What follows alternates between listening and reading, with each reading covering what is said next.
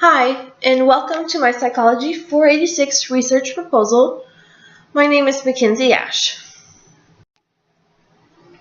I'd like to start by introducing my experiment and what exactly I will be doing. But first off, I'm going to start with a simple background. When discussing how our day went with our significant other, we do not think about all the sights that we have seen that day. Most people will talk about how beautiful this painting was or how elegant that dress was, but we do not think about all the sights that we have seen just forgotten about. The brain is an interesting phenomenon when it comes to information it does not need. Without even realizing it, your brain will forget about all the extras that has been around in a short period of time. The brain is also phenomenal when it recognizes something is wrong in the area. For example, it only takes fractions of a second to realize something is out of place or you are in the wrong place. Another amazing thing that happens is a person automatically shifts their gaze in the direction of an observer's gaze, even though there is no relevance. So why does it matter if our gaze shifts with somebody else's? Why does eye tracking or gaze cues matter? There are three different factors that need to be taken into perspective when this experiment can fully make sense. One article in 2015 brought to attention these three factors about eye tracking and gaze. One is that not all eye fixations translate into a conscious cognitive process. For example, one can fixate on a single object briefly and miss that it is truly there. This happens often when the object has an unexpected shape or size, and they call this change blindness. The second is that we all interpret fixations in different ways depending on the context of the object. Finally, the third is that when processing a scene, individuals will relocate their gaze to relevant features of that movie or television show. Most of this happens with the peripheral vision and will lack shape or color detail, but the brain can still recognize well-known structures and forms and make a quick but general comparison to what they have stored in their minds. Eye tracking is another main component of this study. The reason why it is so important is to understand what the eyes do without being consciously aware that they are moving. If we understand about the movement before this study, we will have a better understanding as to why the eyes move in the direction of someone else's. One way psychologists are tracking eye movement is with special video cameras that observe the eyes and produce high-resolution images of this eye. This will then record the location of the eye's gaze points, this showing what our brains are choosing to look at. How this relates to every day is that there is a new computer program that it will record your eye movement, and there can be words on the screen, and you can look at the different words, and it will put it into a sentence and then compute it, so that people who are vocally impaired of some sort, or they cannot talk, they can still communicate with people on a daily basis. Eye tracking is another main component of this study. The reason why it is so important is... lost track. Many variables are involved in gaze cue experiments, such as Jones and Associates stated in their article that studies have found that gaze cueing effects have been recorded faster when the observer is familiar with the individual they are looking at. They also stated that gaze cues play a crucial role in social learning and understanding others' intentions. Such as when it comes to dominance, gaze cueing effects are longer when it comes to those who are perceived as dominant. Bayless and Tipper in 2006 stated in their study that when the face that appeared in front of the experimenter looked in the direction of the target, they were perceived as being more trustworthy. And they also stated that this is a pivotal part of language and development of the mind. Another study experimented with the idea that cross-race effect, or CRE, might play a role in the speed of acknowledging a cue. They found out that own race faces appear to be more familiar than other race faces, thus causing a better recollection of the target. All in all, there are many variables that could throw off the outcome of this type of experiment.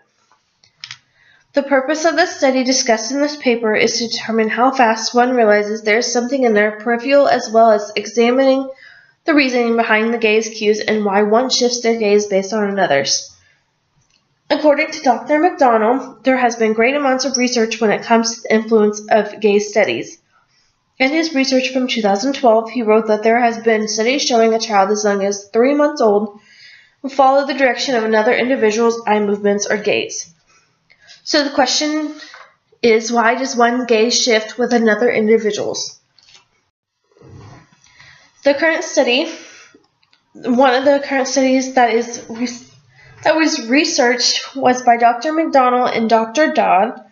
They conducted multiple experiments in this particular article that I am talking about. The first was to determine whether the face was with averted gaze to the left or right, and working memory influences performance on an unrelated target detection. They had 42 undergraduate students from their university participate in the study. The study lasted 60 minutes for a single session, and they were only able to do one session per day.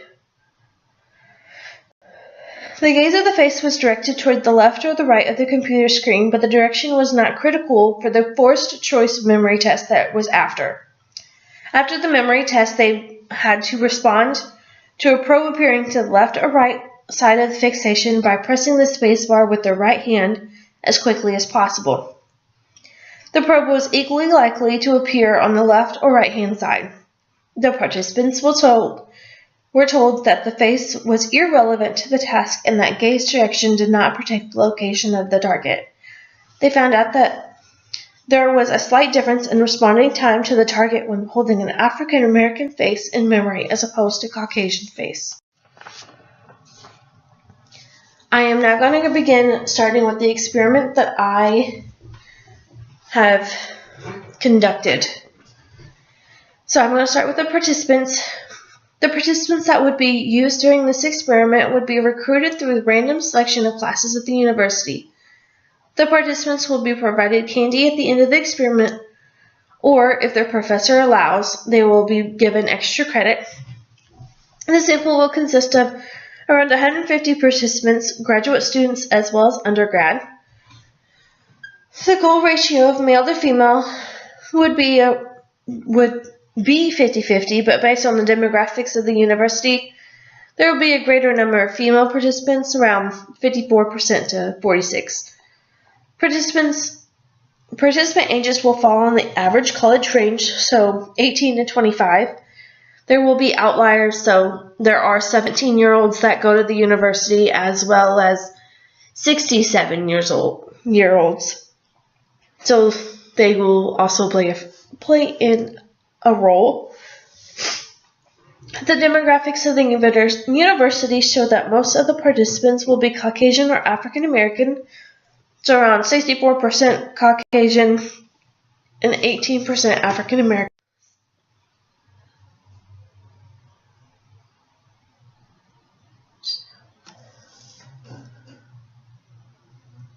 I'm sorry, I messed up a little bit. So I'm going to restart my materials method part. So for the materials, they are listed on your screen. The first one will be the research participation system. The system is a way for participants to sign up for a time frame that will best work out for them and the lab assistant. The system will also allow for multiple lab assistants to work in a single lab without the overlap participants in a timelier manner. There's also an instructional paper. So this paper gives a step-by-step on how to sign up for the lab, as well as the location of the lab and the lab assistant's name and contact information. This will also include the lab instructor's name and contact information as well. This will also give them information on how long the experiment will run, and that they will be given all the rest of the information once they get to the lab. The next is the vision questionnaire. This questionnaire asks the participant what type of vision they have. It will also determine where the participant's vision will lie on a spectrum and take that into account as well. Example of the questions asked are, do you wear glasses or contacts, and if so, are they bifocals? There's also an emotions questionnaire. So this questionnaire will ask basic questions on how they are feeling that day. There will be a scale from 1 to 5, with 1 being the worst and 5 being the best. This is to show how they are feeling on that particular day due to the test being a little on the repetitive side and kind of boring. They will also be told that this experiment is going to help others in the long run once people get more involved, such as the technology I talked about earlier in the presentation with someone can look at a computer screen and make sentences that way to kind of boost the morale a little bit. We are also including in this questionnaire to ensure that the participant is in the correct mindset for the experiment. If they are feeling down or stressed out that day, this could skew the results of their test because they will not be focused. There will also be an informed consent form. The participants will have to sign a consent form that will outline an overview of the study. This will also state the possible risks that are involved during the study as well as the confidentiality agreement. This consent form will also state that they will be placed in a dimly lit room for the entirety of the experiment, just to kind of forewarn them a little bit. The consent form will also state that they are to leave their cell phones in their bag or with the lab assistants as to not distract them from the experiment. There will also be a confidentiality form. This form will state that the experiment that they are participating in is completely confidential and the participant's name will not be used or released in the public in any way. I'm pretty sure when they signed up for the lab, it is also, they're not using their name, they're using their 991, so the research assistant also does not know who is coming in. This form will also state that they are not to be permitted to tell anyone else about the experiment, as to not skew the results if they have a friend that is coming in on a later date or later time. There is also the computer-generated test. So this program was designed to randomly move the eyes on the face of the prompter and randomly place the cues on the screen. This program is unpredictable and does not have a pattern. This is to ensure that the participant cannot expect to know where the target is going to be located. Then there's also going to be the debriefing form. Participants will view a form that explains the reasoning and purpose of the study, and if the participant experienced any distress or ill feelings during the study. There will be resources listed on the form where they can go to discuss their feelings towards the experiment. So starting the procedure, upon signing up on the participation system, the participants will receive a time frame on which they will come into the lab. When they come in during their designated time frame, they will receive the informed consent form reminding them that this experiment is completely voluntary. They will also be receiving a form saying that the results of the experiment are completely confidential and that their name will not be released and not to discuss the experiment. Once all the correct paperwork is signed and acknowledged, they will begin the experiment. They will be randomly assigned to a computer. The participants will be placed in a dimly lit room with a computer that already has the experiment programmed onto the hard drive. The lighting focuses their attention to the computer screen only. The participants are asked to leave their cell phones with the lab assistant or in their bags so do not distract them. The study will begin once the participant clicks on the screen and follows the prompt. They will then be asked to conduct a few short examples of what they will be doing for the next 30 minutes. At the beginning of the experiment, there will be fixation crosses, such as on the screen, for a focal point. There will be a brief period of time before the stimulus will occur. The face that they will be focusing on will randomly move the eyes to the left or the right. There will be a target that will also appear on the screen. The eyes will either correlate to the direction of the target or not be correlated at all. The face will stay on the screen for a short period of time, so less than a second, and the participant will be prompted to hit F if the target is on the left and J if the target is on the right. The reaction time will be then recorded.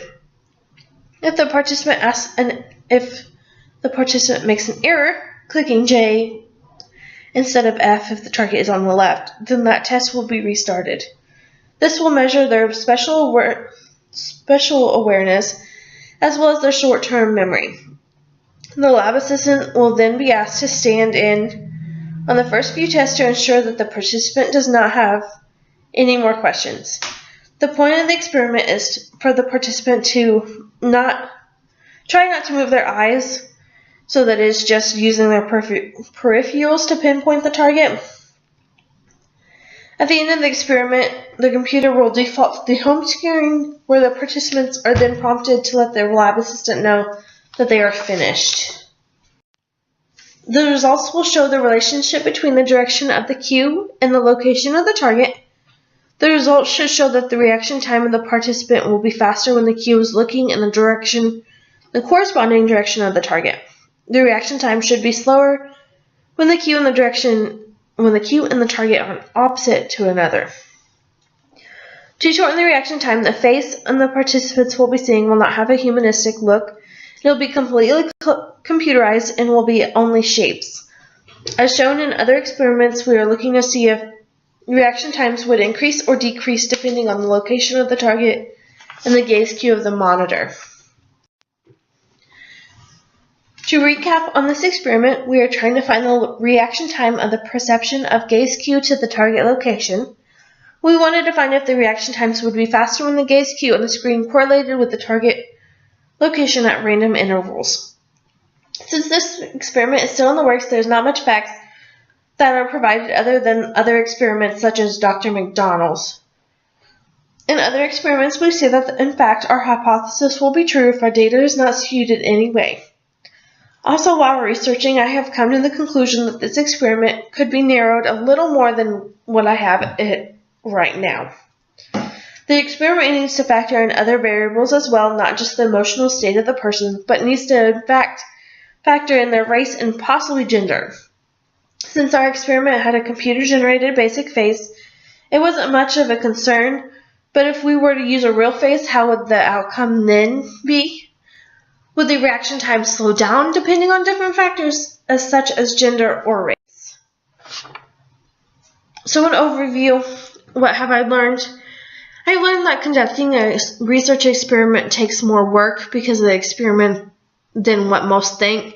The researcher and their assistants have to put together a lot of information and prior research before they can even begin their experiment. There's a lot of time expectancy involved in research experiments as well, such as lab time, finding participant, and making sure everyone's schedules match up. Because I know that was the main issue for us, is trying to factor in so many different lab assistant schedules is really hard. Then this is one slide for reference, and this is my last reference slide.